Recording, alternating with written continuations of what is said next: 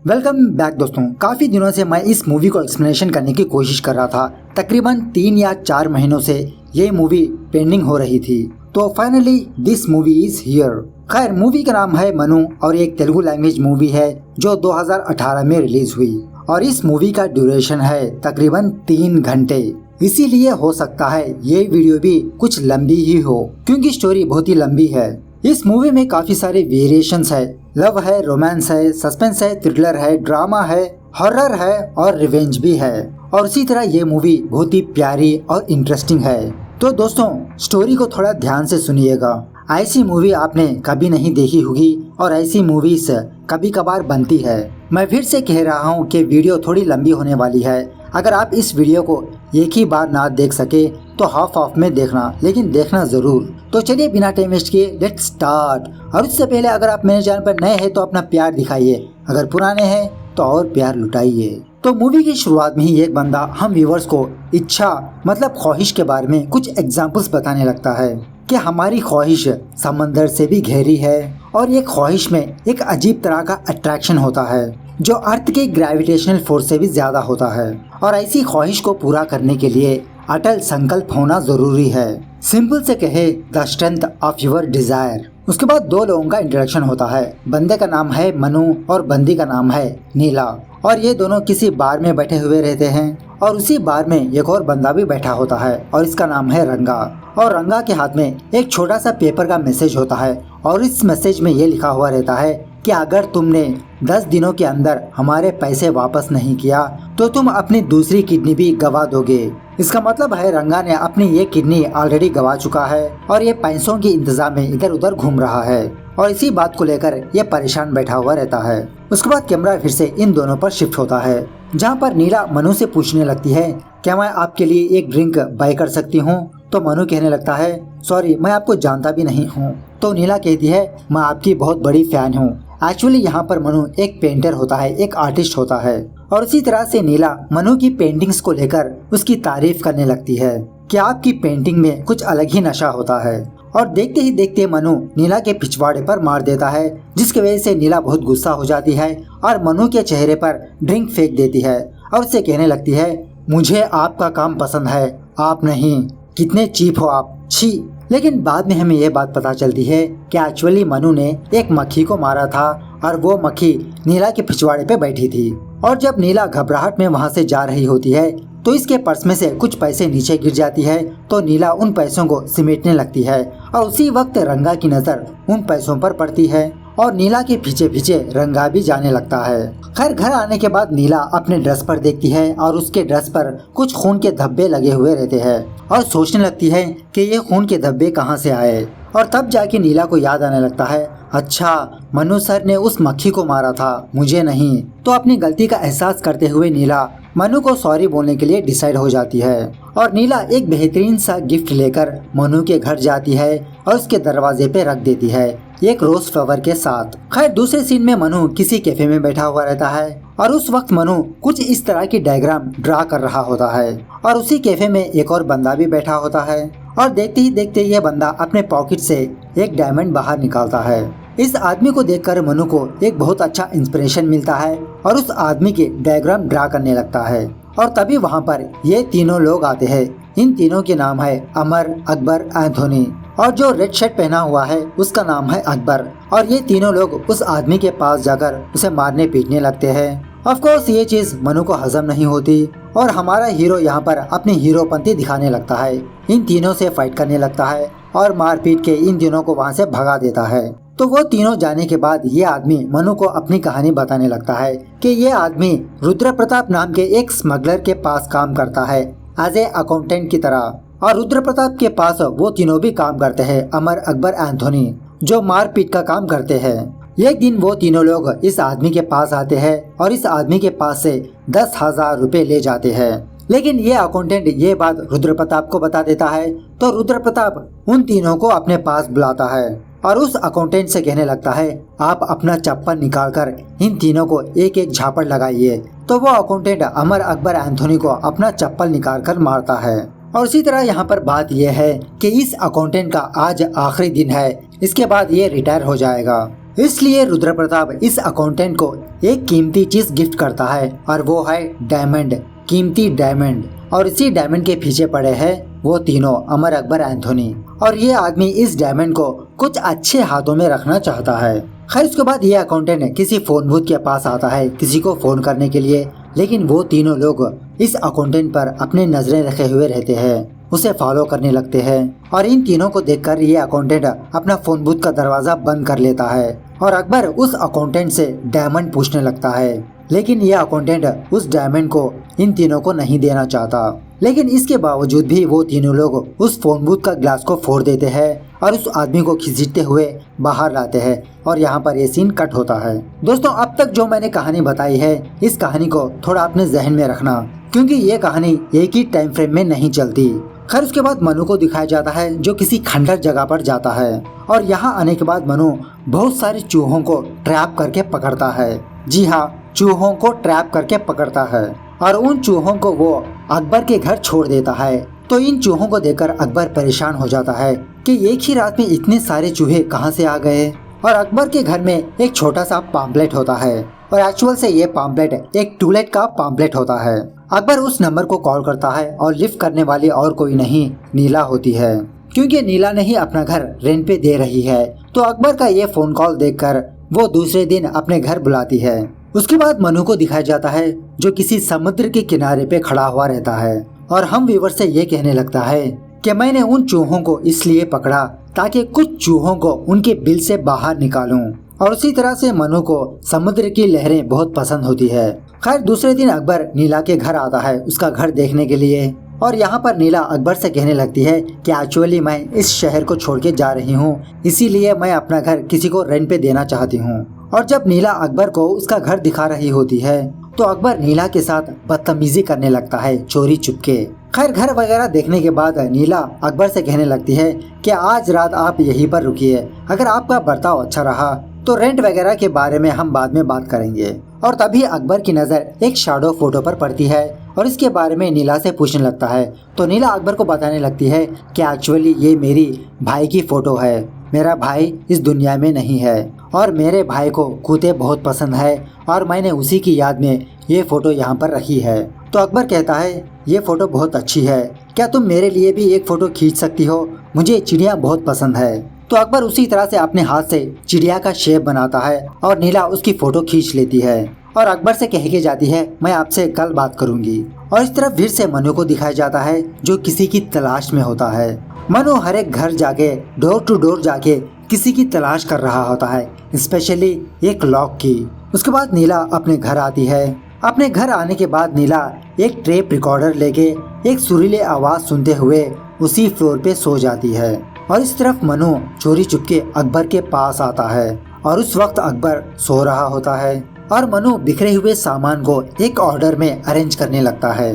सारे सामान अरेंज करने के बाद उसी रास्ते से मनु उस घर से बाहर चला जाता है और बाद में हमें ये बात पता चलती है कि जिस घर में नीला सोई हुई थी एक्चुअली वो घर मनु का था।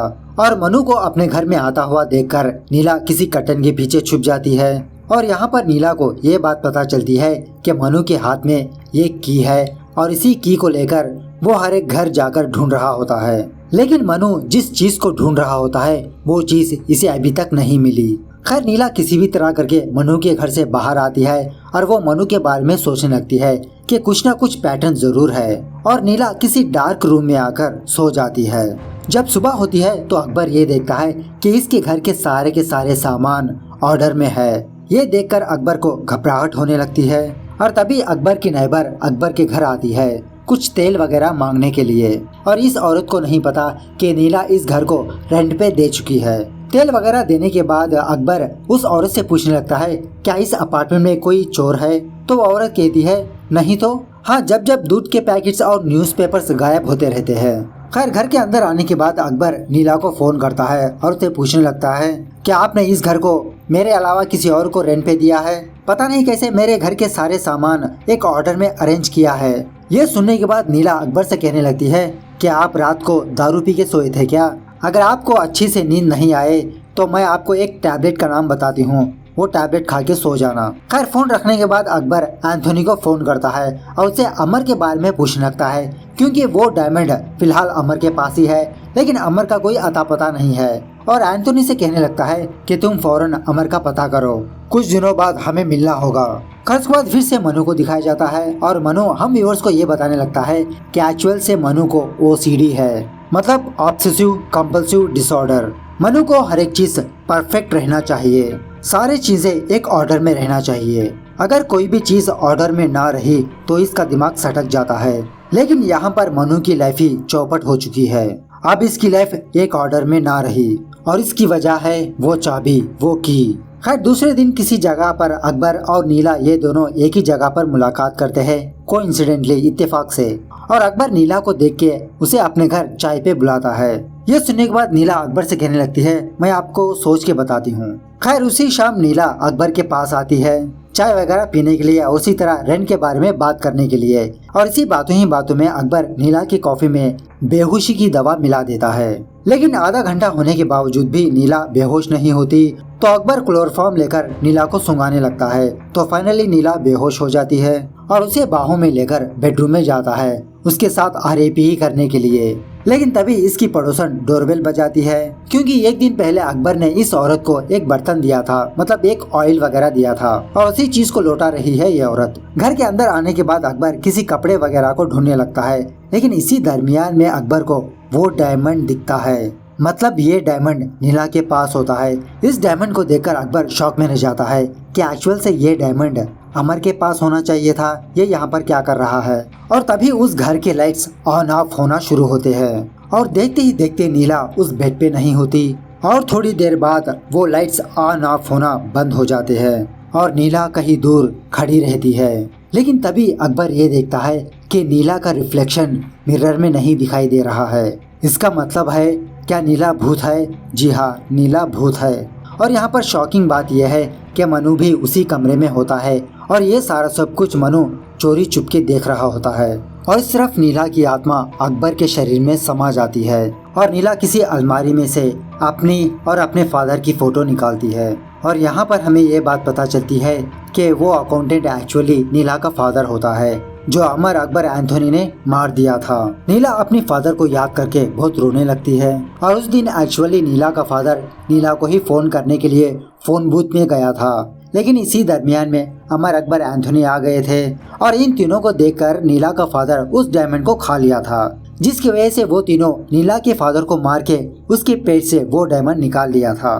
खैर इसके बाद नीला एक ऊल में एक पटाखा रखती है और उस ऊल को किसी तेल में डुबाकर खाने लगती है। वो पटाखे को खाने के बाद नीला उस ऊल को आग लगाने लगती है। उसके बाद क्या था, अकबर ब्लास्ट हो जाता है। मतलब नीला इतनी बेरहमी की मौत अकबर को देती है।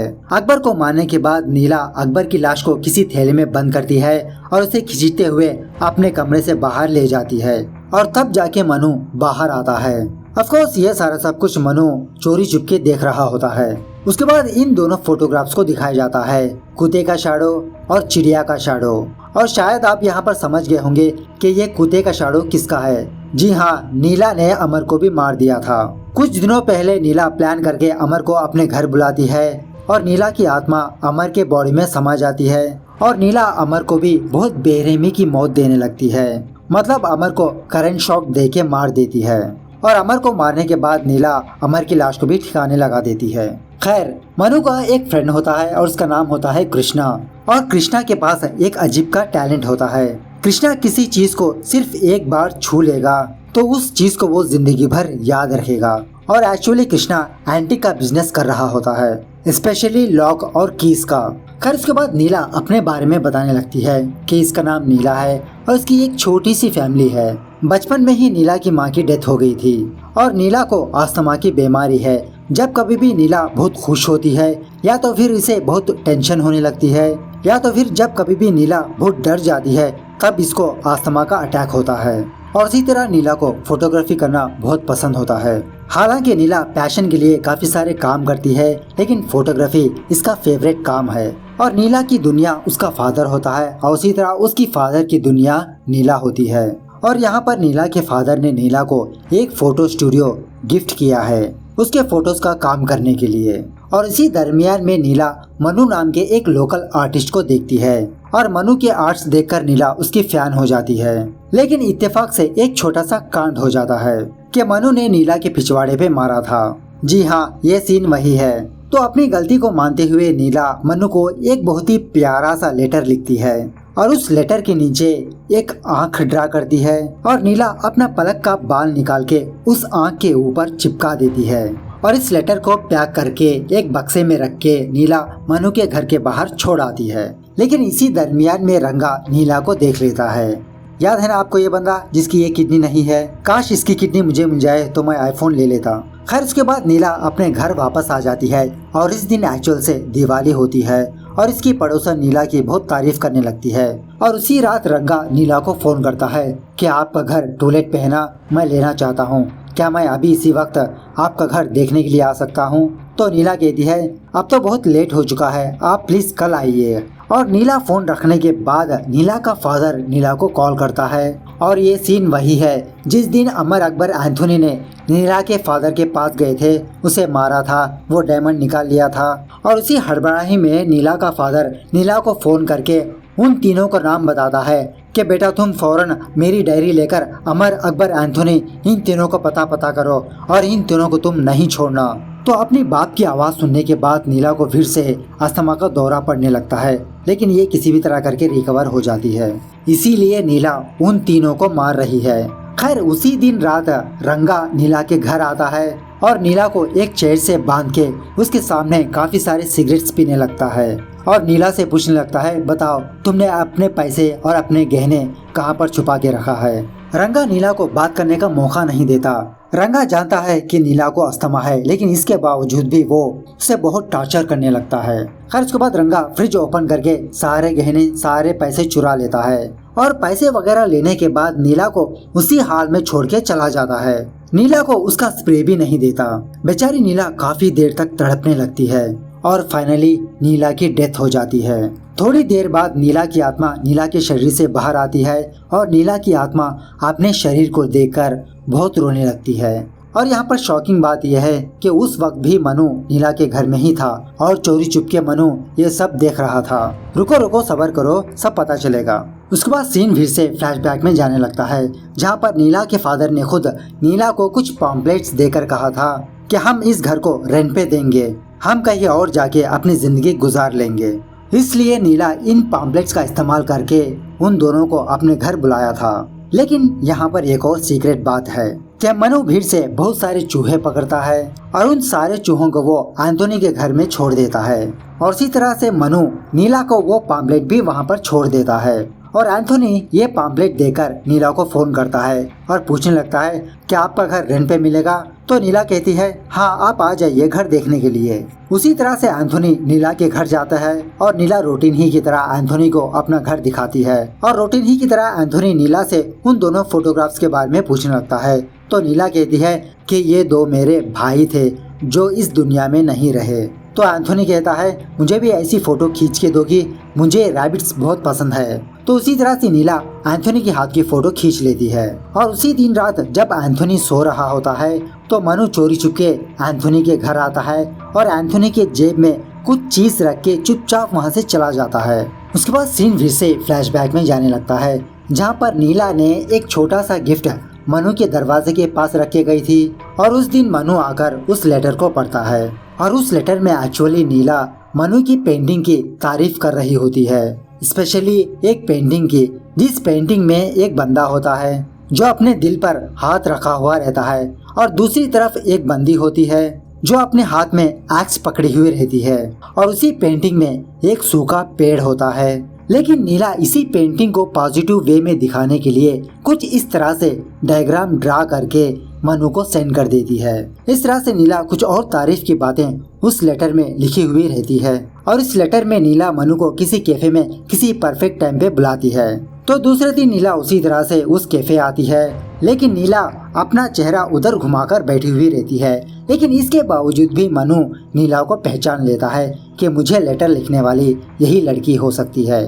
खैर थोड़ी देर बाद नीला मनु से कुछ भी ना बात करते हुए वो वहाँ से चली जाती है और घर आने के बाद नीला बार बार मनु को कॉल करती है, लेकिन नीला मनु से बात नहीं करती। इसके बावजूद भी मनु पहचान लेता है कि फोन करने वाली वही लड़की हो सकती है।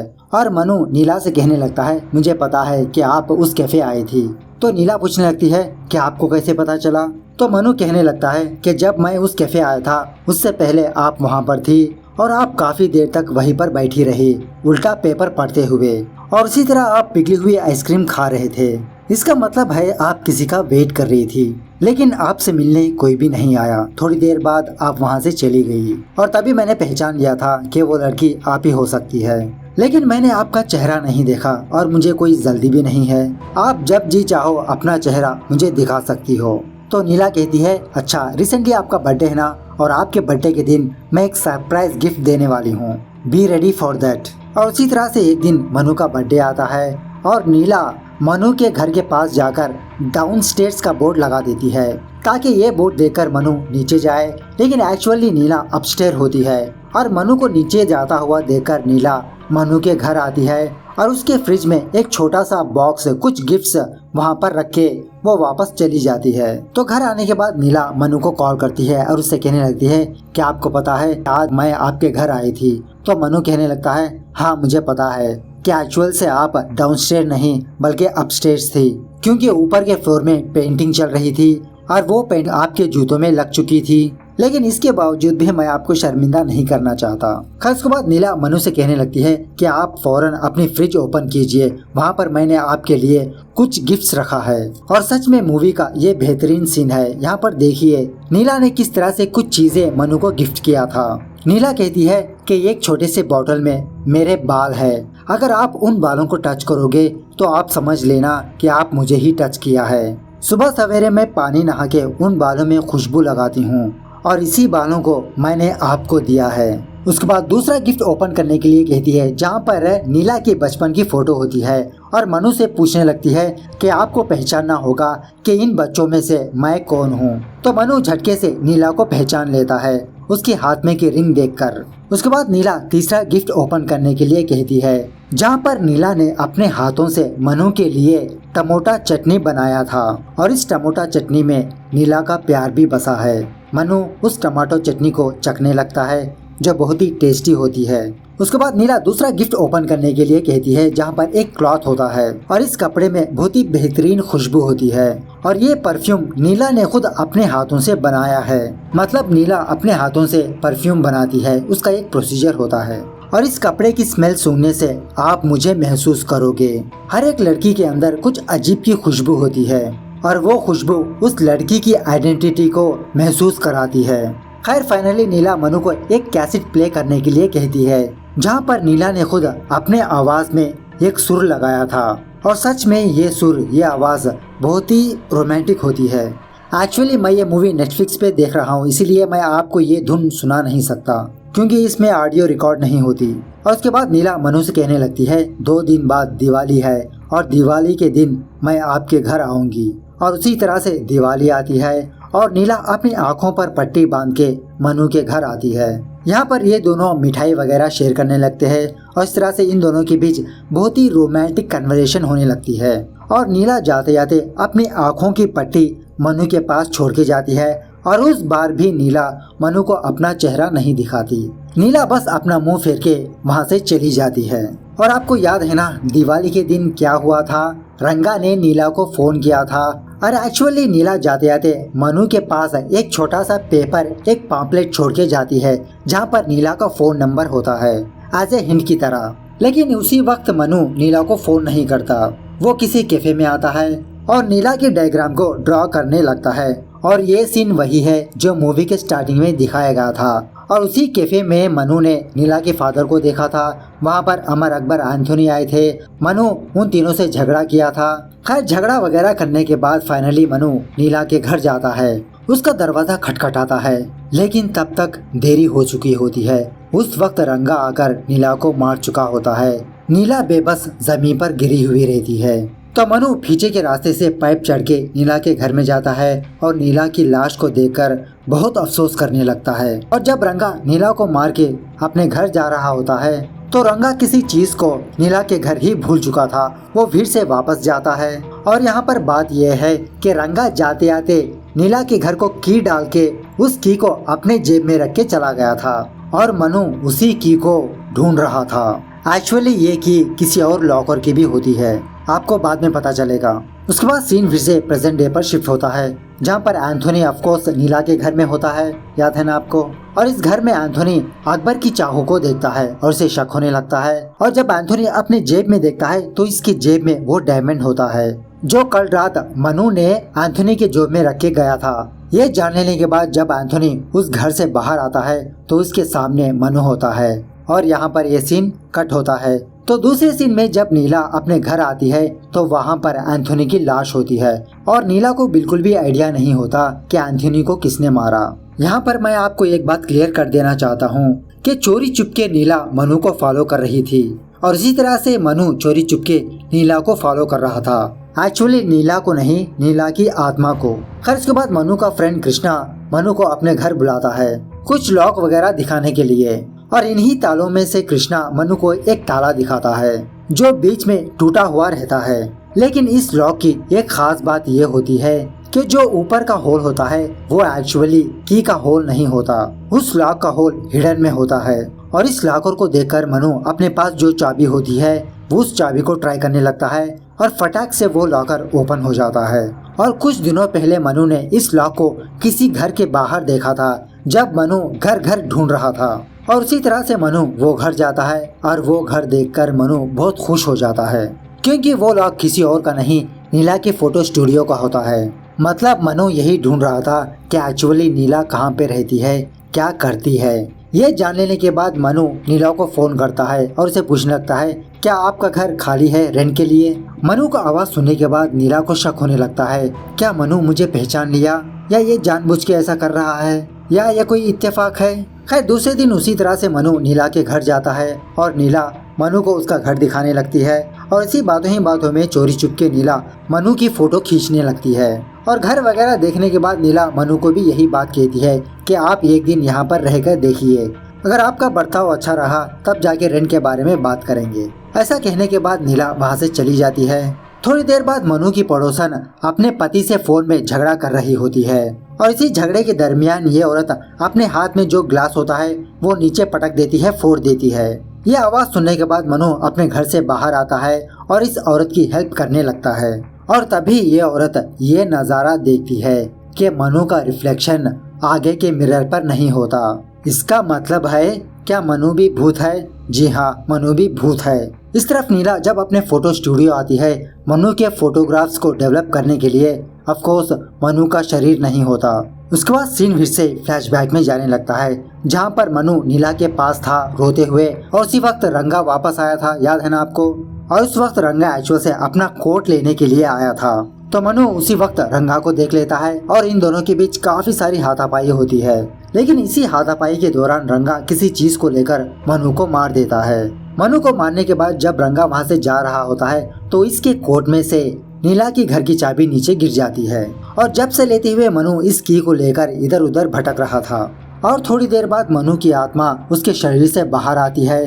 मनु की आत्मा मनु के शरीर को देखकर रोने लगती है और मनु की आत्मा मनु के शरीर को किसी थैले में बांध करके कहीं पर ले जाती है। और जब तक मनु की आत्मा बाहर आती तब तक नीला की आत्मा उसके शरीर से बाहर आ चुकी होती है। और इससे पहले आपको मैंने क्या कहा था कि जब नीला की आत्मा उसके शरीर से बाहर आई थी उस वक्त उस घर में मनु था। एक्चुअल से वो मनु नहीं, मनु की आत्मा थी। और इसी तरह से इनडायरेक्टली मनु नीला की हेल्प कर रहा था।